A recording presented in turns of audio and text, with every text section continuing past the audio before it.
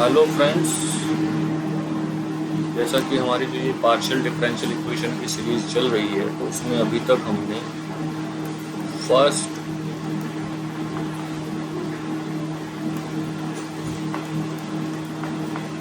First order linear PDE को solve किया है।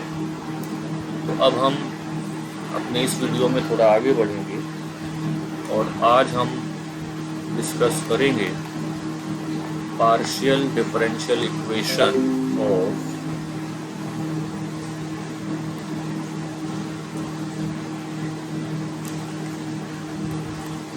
Higher orders.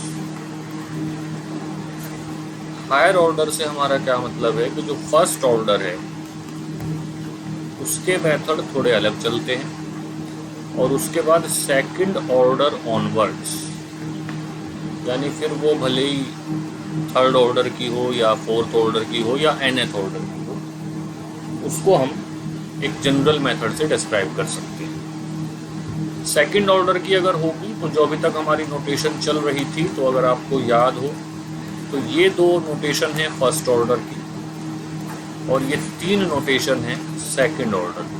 तो अगर सेकंड ऑर्डर की बात करें तो यानी इक्वेशन इन तीन नोटेशन से डिस्क्राइब होगी, लेकिन हम उसके आगे भी जाएंगे तो थर्ड ऑर्डर, फोर्थ ऑर्डर की या फिफ्थ ऑर्डर की इक्वेशन भी हम सॉल्व करेंगे।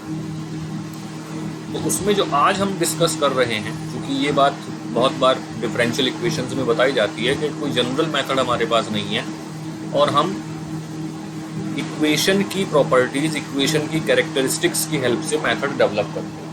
तो आज हम जो डिस्कस कर रहे हैं वो है लीनियर पीडीई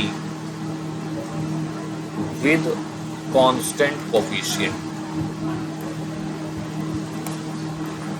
तो इसका मतलब क्या हुआ? इसका मतलब हुआ कि एक इक्वेशन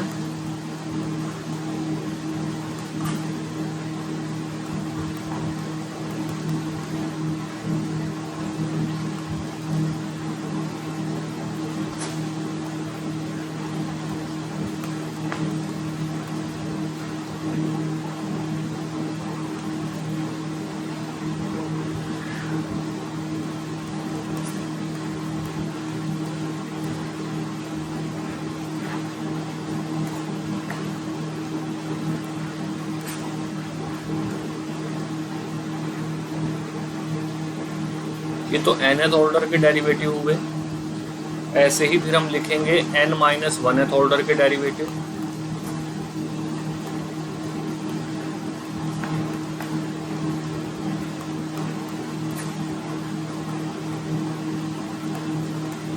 और ऐसे ही फिर हम आगे करते चले जाएंगे n-2, n-3 और फर्स्ट ऑर्डर तक हम जाएंगे और लास्ट टर्म होगी P0z, यानी लास्ट की टर्म में कोई डेरिवेटिव नहीं होगा। यहाँ हम एक टर्म लिख सकते हैं C0 del z over del x plus C1 del z over del y, यानी ये फर्स्ट ऑर्डर के डेरिवेटिव होंगे और यहाँ कोई डेरिवेटिव नहीं होगा और इसे हम लिखेंगे fx1। तो ये जो इक्वेशन है इसे हम कह रहे हैं, अगर ये एक फ्रेम में आ जाए,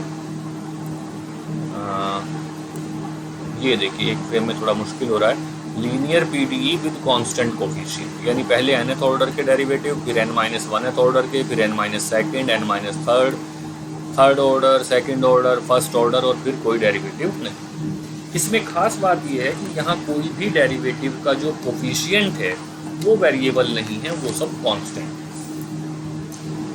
उसके बाद एक और टर्म हम यूज करेंगे इसमें और वो टर्म होगी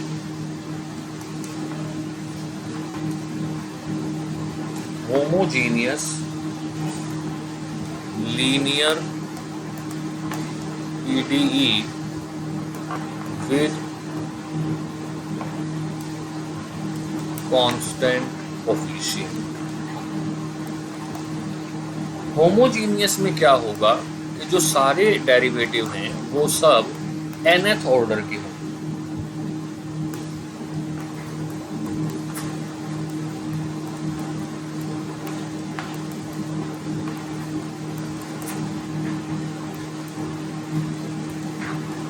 यानी यहाँ कंसंट्रेट कीजिए, जितने भी डेरिवेटिव हैं वो सब nth ऑर्डर के हैं तो हम इसे कहेंगे homogeneous linear partial differential equation. अब अगर उसके आगे आए तो यहाँ दो चीज़ हैं। पहला डेल ओवर डेल एक्स जिसे हम डी कहेंगे, और डेल ओवर डेल वाई जिसे हम डी प्राइम या डी डैश कहेंगे।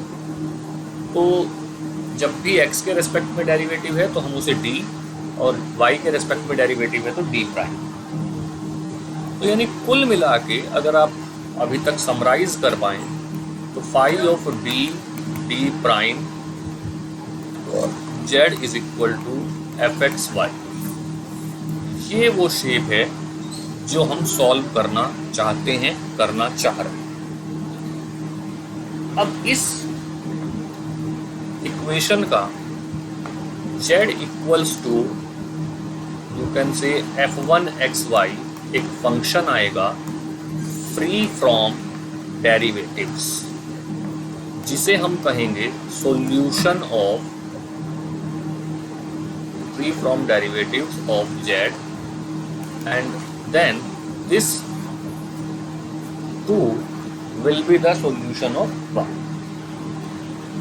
बिल्कुल ऑर्डिनरी डिफरेंशियल इक्वेशन की तरह यहाँ पर दो पार्ट होंगे, complementary function.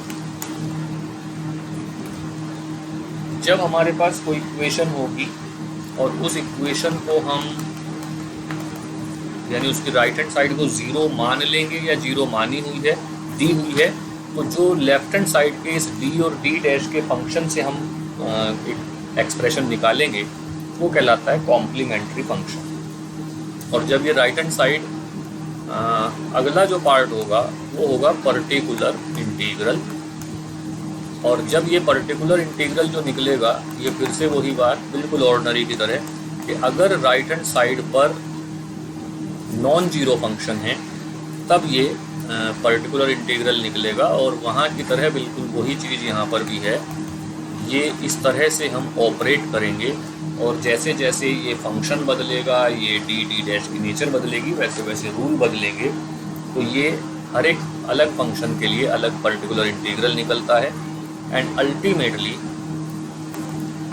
z is equal to C F plus P I, यानी complementary function plus particular integral will be the complete solution of the given differential equation. तो ये कुछ वो बेसिक टर्म्स हैं जो किसी nth order partial differential equation which is linear and homogeneous, then we will use these terms to get the solution। अब अगर मैं थ्योरी की बात करूं तो ये बिल्कुल पैरेलल है जो ओडी में पढ़ते थे, और यहाँ पर थ्योरी का बहुत ज़्यादा रोल नहीं है। तो एक एग्जांपल के साथ हम आज के इस वीडियो को फिनिश करेंगे, कल इस टॉपिक को आगे बढ़ाएंगे। कि मान लीजिए हमें ये इक्वेशन दी गई है,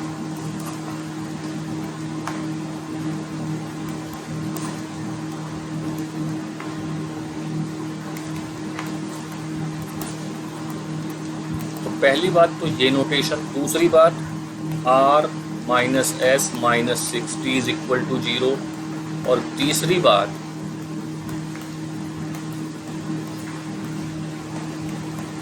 ये तीनों नोटेशन एक ही इक्वेशन को रिप्रेजेंट कर रही है। अब यहाँ से शुरू होता है कॉम्प्लीमेंट्री फंक्शन निकालने का मेथड या प्रोसीजर।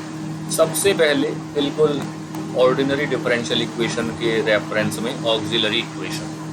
अब वहाँ केवल एक डी था और यहाँ दो चीज़ आ गई, डी और डी डैश। इसलिए मैंने कहा कि आज अभी हम केवल एक न्यूमेरिकल करेंगे, फिर कल कोई डिटेल में डिस्कस करेंगे। यहाँ पर अभी हम क्या करेंगे, डी को m और डी डैश को 1 पुट करेंगे। ये क्वेश्चन रेज हो सकता है कि ये 1 क्यों हुआ, ये वाइस वर्सा क्यों नहीं हुआ। तो ये एक बेस बनने के बाद हम अपने नेक्स्ट वीडियो में इस चीज़ को डिस्कस करेंगे कि हम डी डैश को 1 क्यों पुट कर रहे हैं, उसे m क्यों नहीं कर सकते, या डी को ही m क्यों पुट करना। अभी हम इसको मान लेते हैं डी को m और डी डैश को 1। तो ये बन जाती है m square minus m minus 6 is equal to 0। This is the auxiliary equation for 1। 2 is the auxiliary equation for 1, और इस 2 के हम रूट निकाल लेंगे। तो ये बन जाती है m minus 3 m plus 2 is equal to 0। That is m equals to 3 and m equals to -2। अब जब ये रूट आ गए तो कॉम्प्लीमेंट्री फंक्शन ध्यान से देखिए, f1 y plus 3x plus f2 y minus 2। तो हुआ क्या कि जैसे वहाँ पर हम आर्बिट्रेरी कांस्टेंट यूज़ करते थे, पार्शियल डिफरेंशियल इक्वेशन में हम आर्बिट्रेरी फंक्शन यूज़ करेंगे। अगर m किसी ऑक्सिलरी इक्वेशन का रूट है और हमने d को m माना था, ये याद रखने वाली बात है, अगले वीडियो में हम इसे क्लियर भी करेंगे। तो अगर हमने d को m माना था तो f of y plus mx is the form of solution. तो m की वैल्यू 3 है तो f of y plus mx f2y plus mx, जो कि pi राइट हैंड साइड 0 है तो pi 0 होगा, and z is equal to f1 y plus 3x plus f2 y minus 2x। This is the complete solution. कुछ questions आज मैंने इस video में छोड़े हैं, उम्मीद करता हूँ कि जो पढ़ने वाले लोग हैं वो उसको सर्च करेंगे और हम अपने अगले वीडियो में इन क्वेश्चंस का आंसर लेके आएंगे। Thank you very much.